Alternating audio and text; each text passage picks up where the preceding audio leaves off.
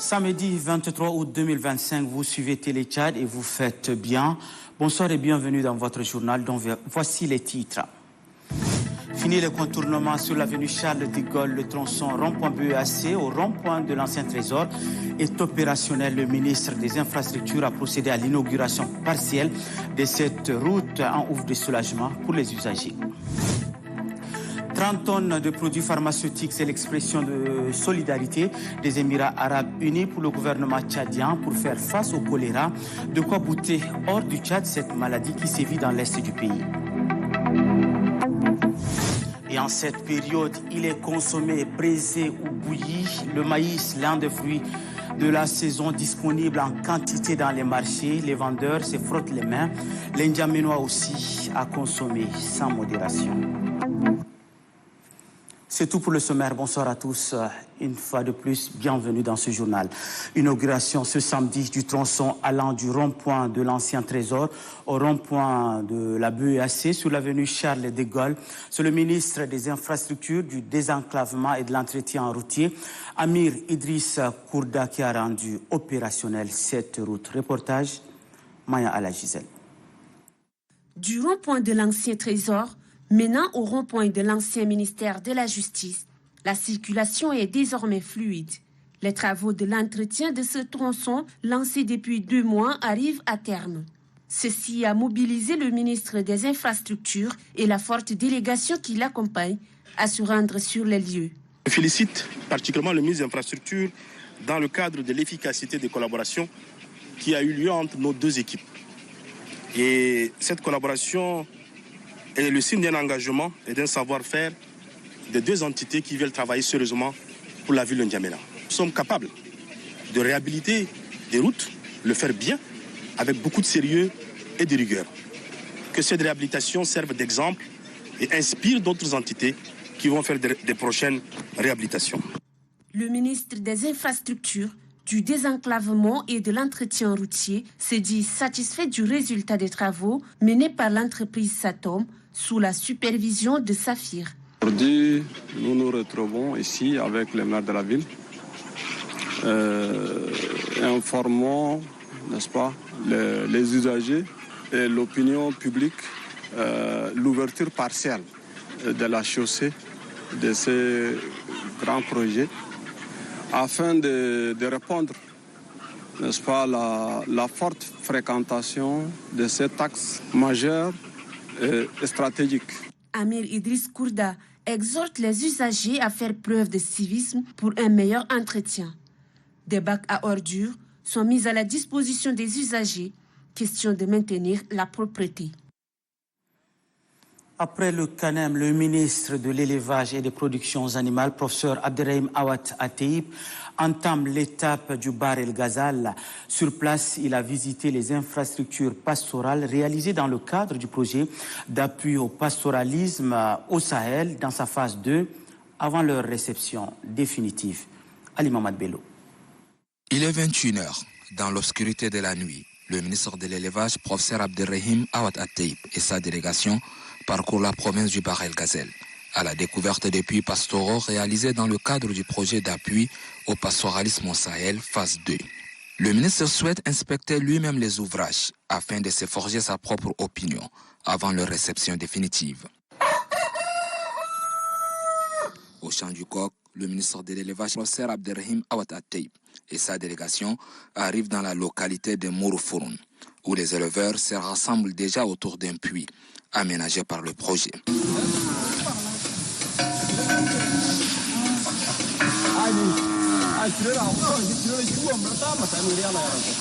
Au cœur de cette scène vivante, le ministre passe en revue les installations, observant chaque détail avant d'échanger avec les éleveurs venus abreuver leurs troupeaux. Et après visite, constat. Les pastoraux sont meilleurs que les autres. Les entreprises qui ont travaillé ici ont fait leur travail, même s'il y a quelques manquements, mais quand même, en tout cas, l'essentiel a été fait. Et moi, j'ai une bonne appréciation de cette situation. Le ministre professeur Abderrahim Awad Ateib a sillonné de fond en comble la province du Bar El Ghazal, visitant 20 infrastructures pastorales, allant des parcs de vaccination aux puits pastoraux, des installations réalisées pour donner à cette province une place au cœur de ces secteurs. Et cette information en bref et en image pour la suite de l'édition. L'ambassadeur extraordinaire et plénipotentiaire de la République du Tchad auprès de la République du Congo, Amadaï Abdelkerim Bahit, a été reçu par le président du Sénat du Congo, Pierre Ngoulou. Au cours de l'audience, les deux personnalités ont échangé sur les relations bilatérales qui existent entre le Tchad et le Congo. L'ambassadeur Amadaï Abdelkerim Bahit a aussi transmis les salutations du président du Sénat du Tchad. À cette occasion, le président du Sénat du Congo a magnifié les liens de fraternité entre le maréchal Mahamat Idriss Déby Itno et son homologue Denis Sassou Nguesso. Je l'annonçais en titre que les Émirats arabes unis se placent aux côtés du Tchad dans la lutte contre le choléra qui sévit dans l'est du pays. Ce pays frère a convoyé 30 tonnes de produits pharmaceutiques. C'est la ministre de l'Action sociale Zahra Mahamat Issa qui a réceptionné ce don émirati. Kadnouba Théophile. 30 tonnes de médicaments contre le choléra et bien d'autres produits non consommables de lutte contre cette maladie. Ce don de l'État fédéral des Émirats arabes unis à bord du Boeing 747 est une réponse d'urgence à la sollicitation du gouvernement tchadien, selon l'ambassadeur des Émirats arabes unis au Tchad, Rachid Sayed Al-Shamsi. Celui-ci de poursuivre que le Tchad et les Émirats arabes unis entretiennent des profondes et sincères relations de coopération. Face à cette situation qui provoque à l'est du pays, les autorités émiraties ne peuvent rester indifférentes. Raison pour laquelle le président émirati, Mohamed Ben Zayed Al Nahyan, a dépêché cette cargaison de médicaments et de produits non consommables. Réceptionnant ce don, la ministre de l'Action sociale, de la solidarité et des affaires humanitaires, Zahra Mahamat Issa, représentant le ministre de la Santé publique et de la Prévention, a exprimé au nom du gouvernement tchadien toute sa gratitude aux autorités émiraties. Ce geste, à la fois fraternel et profondément humanitaire, témoigne de la solidarité concrète entre nos deux nations, notre gouvernement tchadien et de l'ensemble du peuple. Nous adressons nos sincères remerciements aux Émirats arabes unis pour ce soutien vital. Pour donner un cachet particulier à ce geste de solidarité d'une importance capitale, Zahra Mahamat Issa est accompagnée de son staff et du conseiller auprès du Premier ministre, chef du gouvernement chargé de la santé, professeur Damteo. Entre-temps, le ministre de la Santé publique et de la Prévention a, lui, eu une séance de travail avec les partenaires et les acteurs humanitaires intervenant dans la province du Ouaddaï, une réunion axée sur la riposte contre le choléra, justement. Mahamat Al-Bakhir Idriss. Devant les autorités locales, les partenaires et acteurs humanitaires, le ministre de la Santé publique et de la Prévention, Dr Abdelmajid Abdelrahim, a rassuré sur la disponibilité des intrants essentiels, notamment de l'eau de javel et autres produits de désinfection. Tous les moyens sont mobilisés pour renforcer la prévention et briser la chaîne de transmission, a déclaré le ministre, appelant à une intensification de la sensibilisation communautaire. Sur le terrain, le HCR et les PAM se sont engagés à soutenir les efforts de riposte dans l'accompagnement des campagnes de sensibilisation, l'acheminement des produits et la distribution des savons dans les foyers les plus exposés. La coordination entre les autorités sanitaires et les partenaires humanitaires se renforce jour après jour dans l'espoir de contenir rapidement l'épidémie et de protéger les populations du Ouaddaï.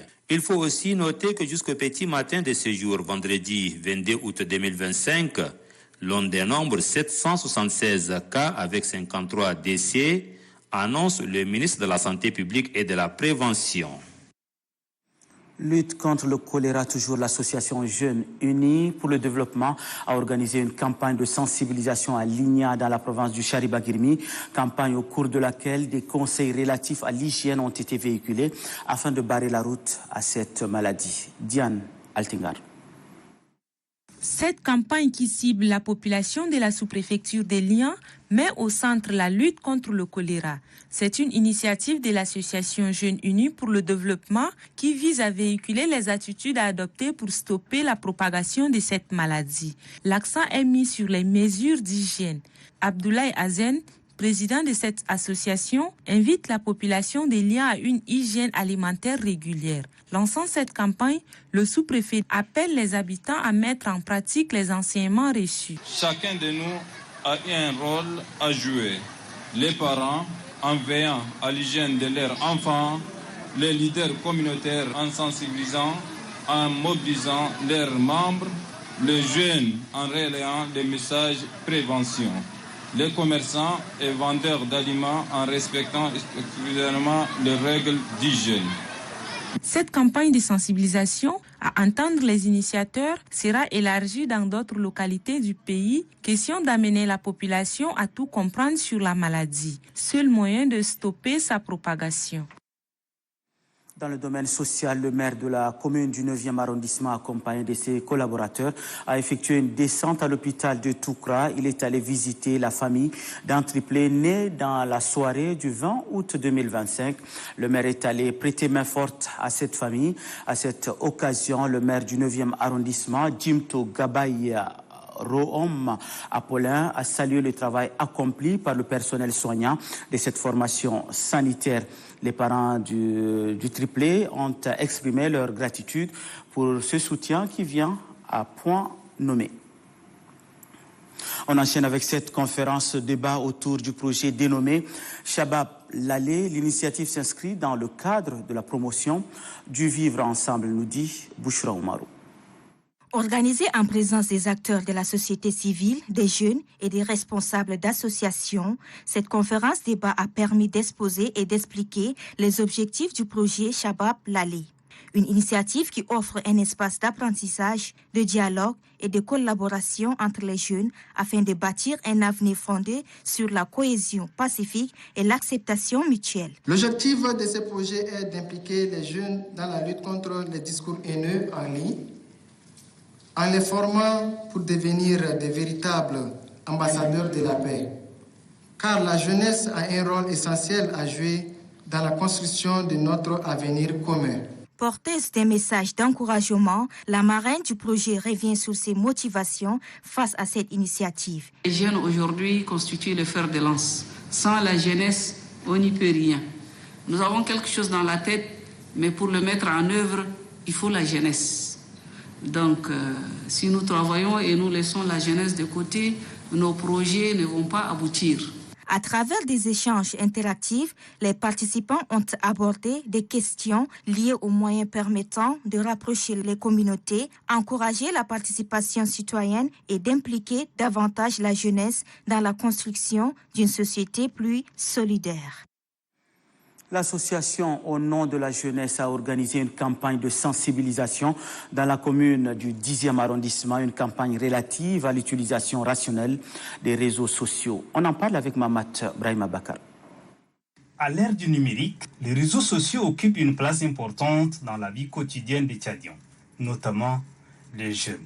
Mais leur utilisation anarchique entraîne souvent des conséquences néfastes. Propagation de fausses informations, incitation à la haine et conflits sociaux. C'est pour répondre à ces défis que l'association Au nom de la jeunesse a lancé une vaste campagne de sensibilisation dans la commune du 4e arrondissement. L'objectif ici, c'est d'amener les jeunes à passer un message de paix, de l'unité et d'amour. Après la cérémonie officielle de lancement, les membres de l'association sont descendus sur le terrain. Dans les rues et les marchés, ils ont échangé directement avec la population, distribuant des dépliants et expliquant les bonnes pratiques. Vérifier les informations avant de les partager, respecter la vie privée d'autrui, éviter les propos injurieux et privilégier un usage responsable et constructif des réseaux sociaux. Une campagne de sensibilisation dans les rues de la commune du 4e arrondissement plutôt. La délégation de l'Union européenne en partenariat avec le Centre d'études et de formation pour le développement a organisé une conférence débat, thème des discussions, jeunesse et citoyenne. Diane Altengar. Cette série débat vise à amener la jeunesse tchadienne à connaître ses droits et devoirs pour une bonne amélioration dans la vie en communauté. L'Union européenne, en tant que principal partenaire technique et financier du gouvernement tchadien, se donne pour mission d'accompagner la jeunesse tchadienne dans ses initiatives. 3 sous-thèmes ont été débattus lors de ce temps d'échange, à savoir la démocratie et la participation politique des jeunes au Tchad, la cohésion sociale, l'éducation et le leadership, ainsi que la citoyenneté numérique. Bena Innocent, consultant et expert genre, précise que la participation des jeunes à la prise de décision est une question qui touche la réalité sociale. Il poursuit en disant que la démocratie n'apparaît pas comme un choix, mais un passage obligé. Comment rendre la voix des jeunes plus audible? Comment passer du potentiel en action? Telles sont les interrogations qui ont fait l'objet de ces échanges avec l'auditoire. Le journaliste, juriste et écrivain Manga Jean Bosco intervient sur la question de la cohésion sociale, de l'éducation et du leadership.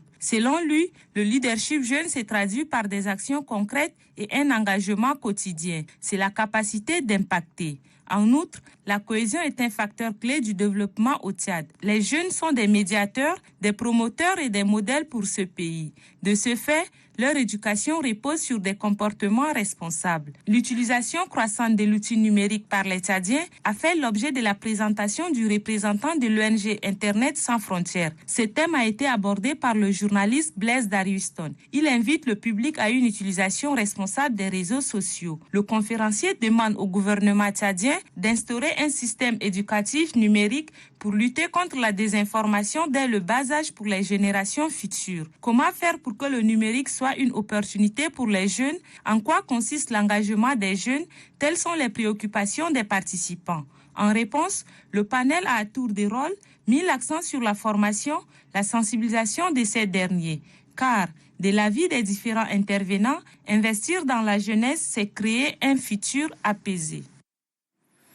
Entre-temps, l'association tchadienne pour l'orientation et la citoyenneté s'installe. À travers son nouveau siège, l'inauguration a lieu en présence des autorités communales du 4e arrondissement. Retrouvons une fois de plus Diane Altingar.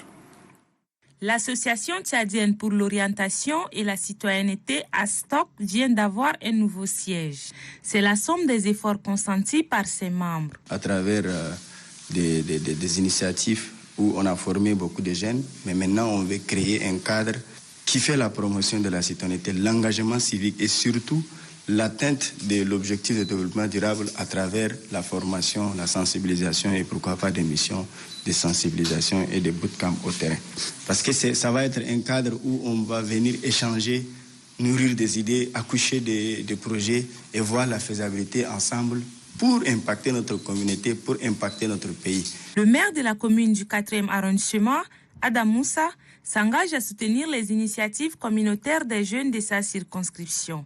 Il salue le courage de tous les membres de l'ASTOC en indiquant que cette démarche est un levier d'inclusion sociale visant à promouvoir l'engagement civique, l'autonomisation économique et l'inclusion sociale des jeunes. Dans l'actualité ce soir, sachez également que le délégué général du gouvernement auprès du Mayo-Kébi Ouest, Abdelmanan Kattab, a présenté à la presse des otages libérés par les forces de défense et de sécurité. Nous dit Kagombe Descartes Wassi. Il s'agit de 2 chefs de village enlevés par des malfrats dans le département de Nanaï, province du Mayo-Kébi Ouest, dans la nuit du 21 août 2025. Grâce à la réactivité exemplaire des forces de défense et de sécurité, ces ex-otages ont été libérés dans la même nuit, tandis que les ravisseurs prenaient la poudre d'escampette, abandonnant sur place leurs objets. Le préfet du département de Nanaï, Kalmewe Mayromke, a exprimé sa profonde gratitude aux plus hautes autorités du pays qui font de la sécurité une priorité absolue. Selon lui, cette libération rapide témoigne de la détermination sans faille des autorités locales et des hommes en treillis du Mayo-Kébi Ouest. Très satisfait de cette issue heureuse, le délégué général du gouvernement auprès de la province du Mayo-Kébi Ouest a réaffirmé son engagement. Nous n'avons pas baissé la garde. Cette stratégie reste toujours pendante et nous allons continuer toujours à le traquer. Et je lance un appel surtout à la population de rester toujours vigilant, éveillé. À noter que Abdelmanan Kattab a présenté à plusieurs reprises les ex-otages, témoignant ainsi la volonté commune de tous les acteurs de garantir la sécurité et la stabilité dans le Mayo-Kébi Ouest. À Mongo, dans le Guéra, la deuxième phase du projet SAN j'y arrive. Un projet sous financement de l'AFD a été lancé. La prolongation s'étend sur 3 ans et prend en compte les districts sanitaires de Mongo, Baro et Niergui. Mohamed Oumar Moursal. Le projet Protection Genre Santé deuxième phase a lancé officiellement ses activités dans la province du Guéra pour une durée de 3 ans. Il couvre les districts de Mongo, Baro et Niergui à travers 15 centres de santé. Ce projet a été financé par l'AFD et mis en œuvre par le consortium IRC, ASTBF et Columbia University. Le projet Progesan vient répondre à des défis majeurs de notre système de santé. La mortalité maternelle et infantile encore trop élevée, les mariages précoces et leurs conséquences sanitaires, l'accès limité des adolescents et des femmes aux services de santé sexuelle et reproductive. La directrice des cabinets de la délégation générale du gouvernement auprès de la province du Guéra, Naïma Safi Hassan, s'en réjouit. Je me réjouis avec la population de la province du Guéra pour le lancement officiel de ce projet de développement parfaitement adapté aux besoins de nos populations, car il contribuera à réduire les inégalités entre les femmes et les hommes en améliorant les droits et santé sexuelle et reproductive dans 3 districts sanitaires de notre province. Durant cette journée, les parties prenantes apporteront leur contribution pour la réussite du projet afin de contribuer à l'amélioration de la santé sexuelle et reproductive, maternelle, néonatale, infantile et planification familiale. On reste toujours à Mongo pour parler de cette cérémonie de mise en terre des plants dans le cadre de la Semaine nationale de l'arbre. Retrouvons une fois de plus Mohamed Oumar Moursal. Le but est de lutter contre l'avancée du désert et de contribuer au reboisement. C'était en présence du premier secrétaire des sciences du Conseil provincial du Guéra, Aboudia Khamis. Planter un arbre, c'est protéger notre environnement, renforcer la sécurité alimentaire et offrir un avenir plus sûr aux générations futures. Le délégué provincial de l'environnement, de la pêche et du développement durable du Guéra, Kassem Alexandre Omi, mise sur la plantation des arbres. Je vous invite tous, jeunes, adultes, autorités, agriculteurs et éleveurs, à faire de cette semaine un tournant dans notre rapport à la nature. Le délégué général du gouvernement auprès de la province du Guéra, le contrôleur général de police, Abdoulaye Ibrahim Mossiam, informe que la protection de l'environnement est l'une des priorités des plus hautes autorités du pays. La question de l'environnement constitue centre d'action du gouvernement de la 5e République sous le leadership éclairé du président de la République, chef de l'État, le maréchal Mohamed Idriss Déby Itno, en sa qualité de premier protecteur de l'environnement, entend à travers cela assurer le bien-être de sa population. Après la remise des attestations de reconnaissance aux ONG, les artistes de la troupe théâtrale La Reine du Guéra ont présenté un spectacle au public pour expliquer à la population le méfait de coupe abusive des arbres. Dans la province du Kanem, les conseillers provinciaux ont aussi mis en terre des plans, nous dit Moussa Mbodou Abdoulaye.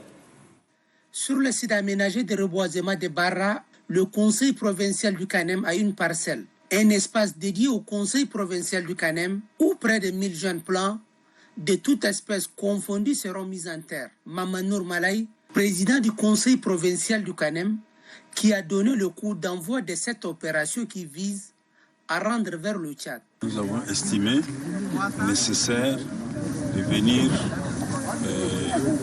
replanter des arbres dans un espace qui nous est réservé pour nous permettre de continuer d'assurer l'entretien d'une autre manière.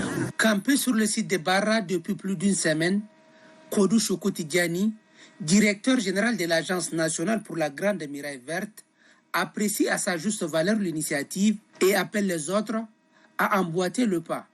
Et le conseil provincial a pris l'initiative de venir nous appuyer. C'est déjà à saluer. Aux côtés de l'Agence nationale pour la Grande Muraille Verte, le conseil provincial du Kanem promet renforcer les forages et le personnel d'appui sur le site de Barra pour barrer la route à la désertification. La Semaine nationale de l'arbre édition 2025 est aussi lancée dans le Salamat.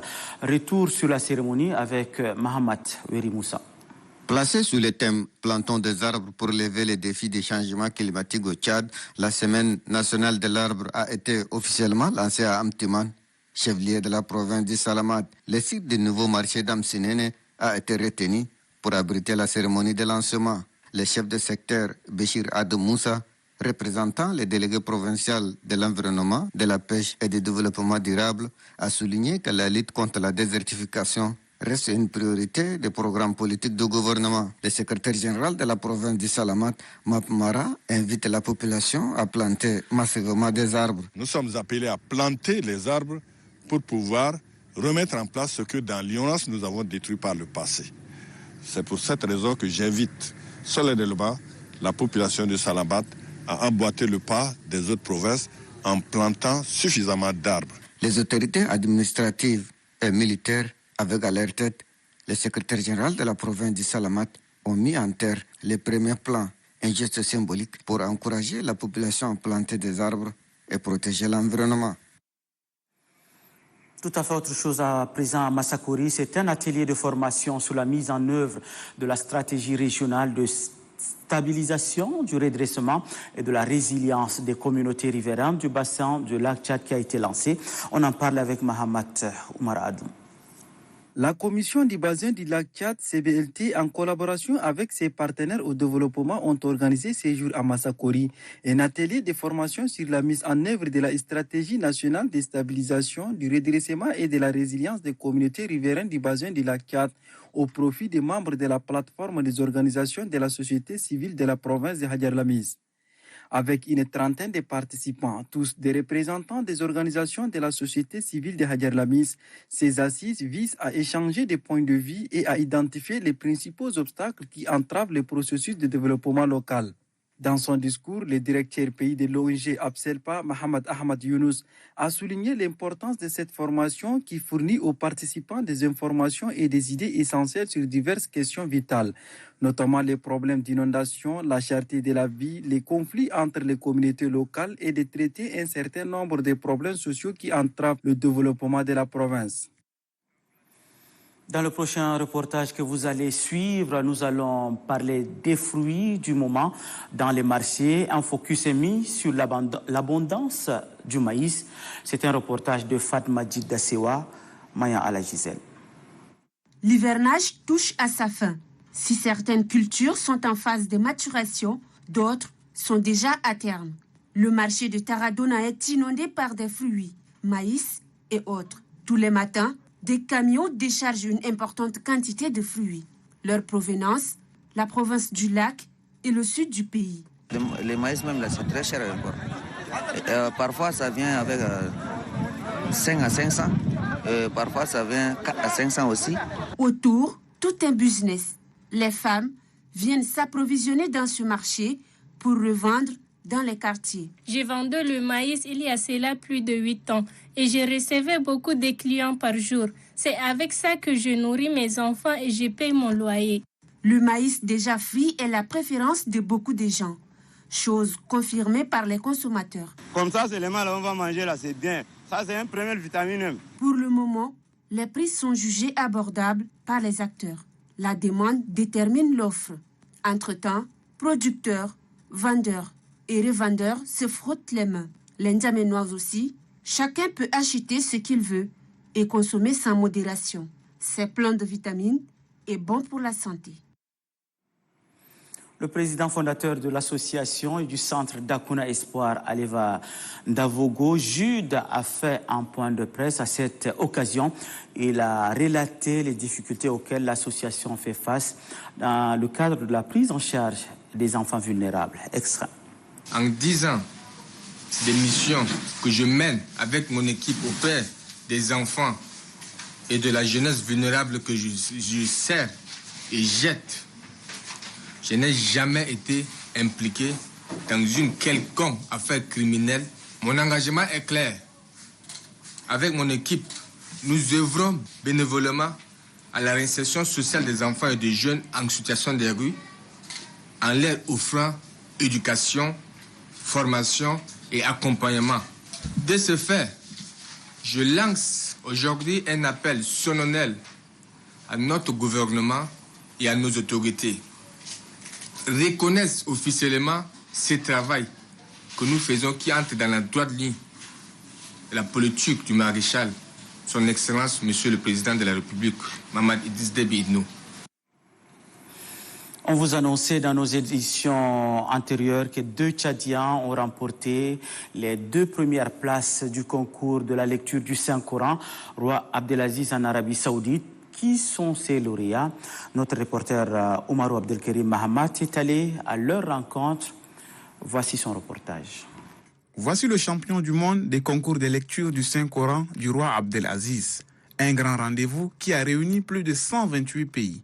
Le Tchad est vedette de ce concours. Un moment chargé d'émotions sous le regard admiratif de son père, Mohamed Adam Mohamed, désormais champion du monde, annonce la bonne nouvelle à sa mère qui se trouve à N'Djamena. Ce jeune homme, âgé de seulement 20 ans, a marqué son nom dans les annales de l'histoire. Déjà, à l'âge de 5 ans et 9 mois, il mémorise le Coran tout entier. En 2013, il est classé 2e au concours des jeunes mémorisateurs du Coran en Arabie Saoudite, alors qu'il n'avait que 8 ans. En 2023, tenez-vous bien, il est le meilleur bachelier tchadien avec une moyenne exceptionnelle de 18,5 ans. Un parcours exemplaire. Je remercie Dieu de m'avoir permis de remporter ce concours. Ça n'a pas été facile. Chaque pays a présenté son meilleur candidat. Il y avait des pays comme l'Arabie Saoudite, la Libye, le Nigeria. Ce fut une belle expérience. Au sein de la famille, c'est une immense fierté. Réjouissance tous azimuts, car le défi relevé est énorme. Autre défi relevé, c'est également la mission accomplie par Mohamed Kosei, le 2e lors du concours. Un visage timide et innocent qui fait éclore son génie. Une tête bien pleine. Louange à Allah. C'est un succès pour nous, un honneur de représenter notre pays. Je ne me suis pas mis dans la tête que nous allons gagner tous les deux. On avait espoir qu'un d'entre nous gagne, mais pas les deux. Pour son oncle, Mohamed est un travailleur infatigable. Ce résultat est le fruit de ses énormes sacrifices. Le succès de Mohamed n'est pas une surprise pour moi. Il est trop timide, mais un bon travailleur. Cette victoire nous honore franchement. Le Tchad a exporté 2 talents qui, à leur tour, ont importé 2 trophées majeurs. Chose certaine, la nation se réjouit. En attendant la prochaine édition, plusieurs jeunes Tchadiens s'impatientent. Leur regard en dit long. Ils veulent assurer la relève. L'avenir est à eux. Ils y croient fermement. Fierté nationale donc en sport. Un match de gala a été organisé juste après la reconduction du général Idriss Dokoni Adiker au poste de président de la Fédération tchadienne de volleyball. Le match de gala a opposé l'équipe As Dragon à DDS. Un match très engagé qui s'est soldé par une victoire, ou plutôt de la victoire des joueurs de As Dragon à l'issue de tie-break. Réélu pour un autre mandat de 4 ans, Idriss Dokoni Adiker annonce la redynamisation des ligues provinciales et celle de la capitale. Et puis l'actualité sportive cette semaine est marquée par l'audience que le chef de l'État, maréchal Mohamed Idriss Déby Itno, a accordée aux athlètes qui ont remporté des médailles dans des compétitions sportives internationales. Innocent Kilayo. La nation a rendu sa reconnaissance au plus haut sommet de l'État aux vaillants athlètes qui ont fait retentir l'hymne national et qui ont fait hisser haut le tricolore lors des dernières compétitions internationales. Il s'agit des gymnastes et des 2 athlètes qui ont arraché héroïquement 9 médailles, dont 5 en or, 1 en argent et 3 autres en bronze aux premiers Jeux africains scolaires d'Alger, ainsi que les karatékas qui ont raflé 73 médailles.